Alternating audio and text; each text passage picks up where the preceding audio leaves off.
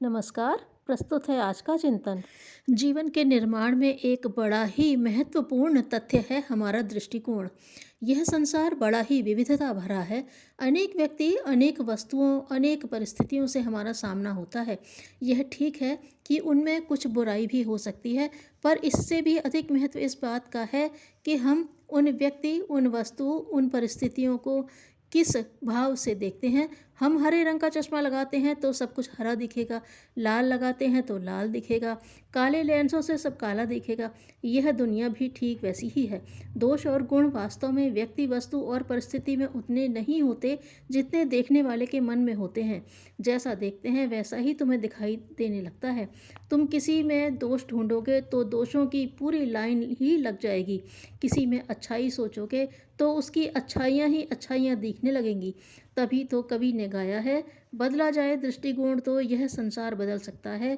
दृष्टिकोण के परिवर्तन से अरे विहान बदल सकता है। महाभारत में एक कथा है। धृतराष्ट्र की बड़ी सी राजसभा बैठी थी। एक ओर कौरव विराजमान थे तो दूसरी ओर पांडव। दुर्योधन से पूछा गया, इस सभा में कितने सज्जन हैं? उन्होंने छूटते ही उत्तर दिया, मुझे तो कोई भी सज्जन नहीं दिखाई देता। यही प्रश्न युधिष्ठिर से पूछा गया। उनका उत्तर था, यह पूरी की पूरी राजसभा ही सज्जनों से भरी पड़ी है। एक ही परिस्थिति में दो व्यक्तियों के अलग अलग उत्तर। कारण कारण उनका देखने का अपना अपना दृष्टिकोण। दूसरों के दोष दर्शन करने वाले, कमी ढूंढने वाले व्यक्ति को सामने वाले की बुराई ही बुराई दिखती है। इसका परिणाम यह होता है कि वह सब में मीन मेख निकालता है, सबसे लड़ता झगड़ता है। वह न स्वयं शांति से रहता है, न दूसरों को रहने देता है। स्वयं भी जलता कुड़ता रहता है और दूसरों को भी दूसरों की भी सुख शांति भंग करता है। यही आसुरी प्रवृत्ति है। ऐसा व्यक्ति घर, परिवार, समाज में सभी जगह अशांति, अव्यवस्था फैलाता है। जब व्यक्ति अपनी अंतर्दृष्टि बदल लेता है तो बाहर की दुनिया भी बदली बदली दिखाई देती है। नजरें बदल गई तो नज़ारे बदल गए। जब हमारी मन स्थिति बदलती है तो परिस्थिति भी अपने आप बदलती चली जाती है। मन में सद्भावना होगी, सभी प्राणियों को हम ईश्वर का रूप समझेंगे तो उनमें दोष नहीं ढूंढेंगे। दूसरों के दोष देख देख कर, उनमें मीन मेख निकाल निकाल कर आखिर हमें मिलेगा भी क्या? यही न कि स्वयं हमारी दृष्टि भी दूषित हो जाएगी, मन मलिन हो जाएगा, अंतःकरण कलुषित हो जाएगा। दूसरों में बुराई खोज खोज कर, उनकी आलोचना कर कर के हम स्वयं ही बुरे बनते जाएंगे। हमारा मन असंतुष्ट, उद्विग्न, अविश्वासी बनता जाएगा और हमारी सात्विक वृत्तियां धूमिल बनती जाएंगी। ऐसे में जीवन जीना बड़ा ही दूभर हो जाता है। ऐसे व्यक्ति का कोई साथ नहीं देता, कोई सम्मान नहीं करता, सभी उससे दूर हटते जाते हैं। आप संसार में सुखी, संतुष्ट, प्रसन्न रहना चाहते हो तो सबसे पहला काम यह करो कि अपने मन को उदार बनाओ, पवित्र बनाओ। दूसरों के अकारण दोष देखने की आदत छोड़ दो। बुरे व्यक्ति के प्रति आप सद्भाव रखोगे तो आपके विचारों का उस पर भी प्रभाव पड़ेगा। बुरे को बुराई से नहीं, अच्छाई से बदला जा सकता है। बुराई करने वाले के प्रति मन में दुर्भाव न रखो। स्नेह से उसकी गलती बताओ तो वह आपकी बात मान जाएगा। उसकी तीखी कटु आलोचना से आप उसे बदल न सकोगे। महापुरुषों के जीवन से भी हमें यही सीख मिलती है। बुद्ध, महावीर, गांधी, विनोबा, रामकृष्ण परमहंस और स्वयं हमारे पूज्य गुरुदेव के जीवन से भी हमें यही प्रेरणा मिलती है कि बुराई न देखें, सभी में अच्छाई देखें, सद्गुण देखें, उन्हीं को बढ़ावा दें। इन महापुरुषों ने व्यक्तियों की अच्छाइयों को उभार उभार कर ही उन्हें महामानव की पंक्ति में लाकर खड़ा कर दिया। दूसरे के सद्गुण देखने से, उनकी प्रशंसा करने से आप दूसरों का भला तो करोगे ही, उससे भी अधिक आपका अपना लाभ होगा। कौन सा लाभ? यह लाभ कि आपका दृष्टिकोण उदार बनेगा, सात्विक बनेगा, पवित्र बनेगा, मन में सद्भावना, स्नेह का भाव बढ़ेगा। जब आपकी दृष्टि सकारात्मक होगी तो आपका अंतःकरण भी सात्विक बनेगा। आपका मन हर पल प्रेम, मुदिता, मैत्री, करुणा, उदारता, प्रसन्नता से भरा रहेगा तो हर काम आपके लिए सरल व सुगम हो उठेगा। आपने पुराणों के देवासुर संग्राम की कथा पढ़ी है। यह देवासुर संग्राम क्या है? अच्छे विचार ही देवता हैं और बुरे विचार ही असुर हैं।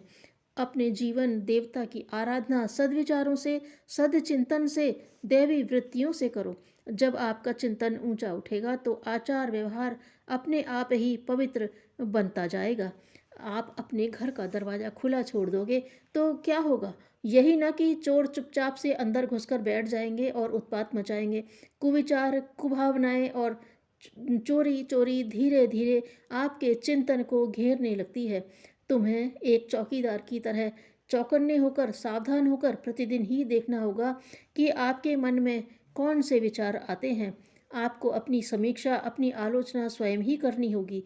प्रातःकाल उठकर प्रभु की प्रार्थना के बाद या पूजा के बाद या रात को सोने से पहले आपको कम से कम 5 मिनट का समय अंतर्दर्शन के लिए देना होगा।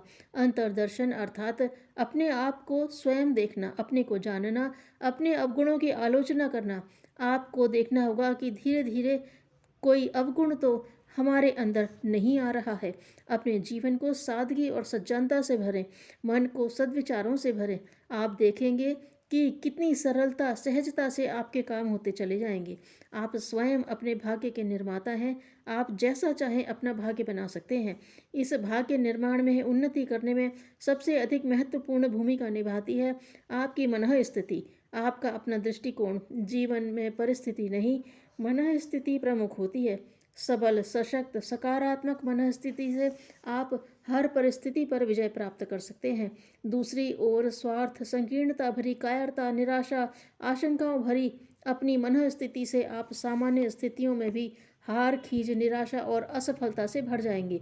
इसलिए अपने मन को साधिए। एके साधे सब सधे।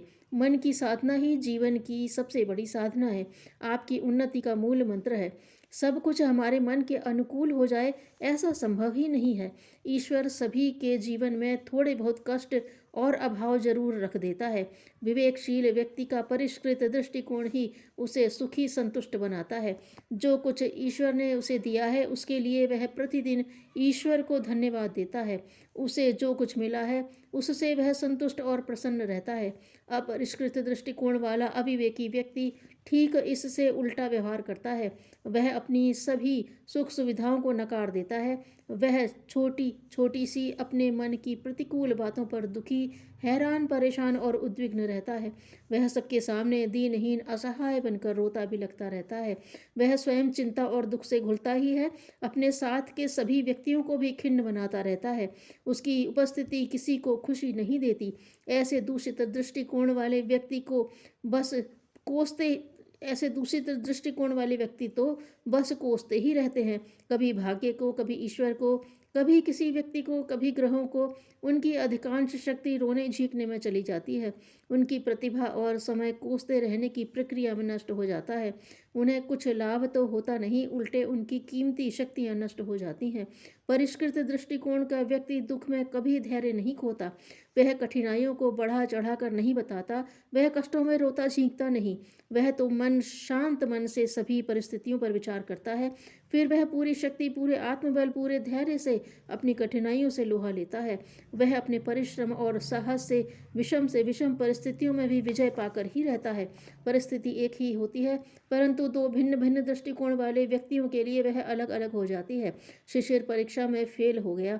उसने कुकल्पनाओं के ताने बाने बुनने शुरू कर दिए। सब क्या कहेंगे, मेरी बदनामी होगी, मेरी इज्जत धूल में मिल जाएगी, घर वाले मेरा तिरस्कार करेंगे और न जाने क्या क्या सोचकर वह अपना मानसिक संतुलन डगमगाने लगा। उसने कोरी कुकल्पनाओं के भूत प्रेतों से अपना मन मस्तिष्क को घेर लिया। इसका परिणाम यह हुआ कि घोर निराशा और दीनता की स्थिति में उसने आत्महत्या कर ली।